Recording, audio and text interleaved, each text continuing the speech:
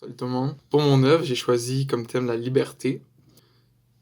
Juste personnellement, mais aussi pour critiquer la ville de New York, critiquer la société, la culture occidentale. D'après moi, on peut pas être libre. On a souvent la possibilité de choisir plein de choses, mais il y a tellement de choses qui emprisonnent chaque personne qui m'emprisonnent personnellement aussi, que je comprends pas comment est-ce qu'on fait pour dire qu'on peut être libre. À New York, je voulais chercher l'emprisonnement, puis la liberté aussi. Donc, j'ai fait ça dans ma recherche. Puis je me suis dit, en faisant ma petite recherche, que j'allais faire une performance à New York. Fait que je me suis inspiré des artistes que j'avais dit au début, pendant ma présentation. Ouais, mais je vais les nommer après. Je me suis inspiré des artistes puis du courant que j'avais choisi, que je vais parler plus tard aussi. Au début, je pensais que ça allait être mon projet final, parce que je l'aimais vraiment bien, j'étais vraiment fier de moi, c'était cool. Voici le lien vers ma performance. Pour moi, ma performance est une preuve enregistrée de l'absence de liberté à New York. Après cette performance-là, je voulais en faire une autre à Granby qui était inspirée de celle-là.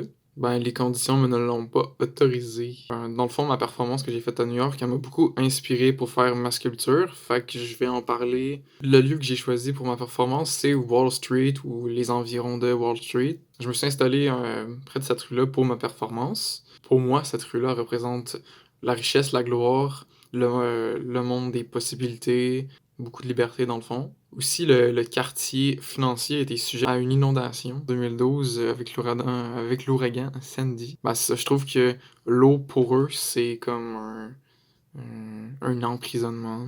Je trouve que ce quartier-là représente bien la liberté puis l'emprisonnement. Je me suis vraiment inspiré de mon expérience que j'ai fait dans le quartier financier en plus de l'emprisonnement que je ressens dans ma vie en général pour faire ma sculpture. Je me suis inspiré aussi des expériences générales de mon voyage. Pour ma performance, je me suis inspiré de Joseph Beuys, comment ça se dit ça, Beuys? Puis d'Agnès Martin pour créer ma sculpture aussi. J'ai essayé d'aller genre en douceur comme elle parce que je trouvais qu'elle allait en douceur pour créer ses œuvres. Elle prend beaucoup son temps, là, dans ses œuvres, il y a un rapport super important au temps.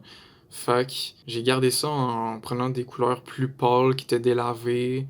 Fait que je trouvais que ça faisait un beau rapport avec le temps. Fait que j'ai mis un petit peu de peinture. Je voulais garder une impression de douceur, de vieillesse. Mon courant, c'est l'expressionnisme. Dans la performance, c'est sorti comme étant des coups que j'ai fait à ma bouteille avec une aiguille pour exprimer ce que je ressentais. Pour ma sculpture, c'est allé avec des coups de hache qui m'ont servi à démolir des planches de bois. Ouais, c'est une libération. Après, j'ai peint ma sculpture avec des couleurs qui, pour moi, s'emboîtent bien avec ce que je ressens à propos de la liberté. Je l'ai peinte avec de la peinture en spray.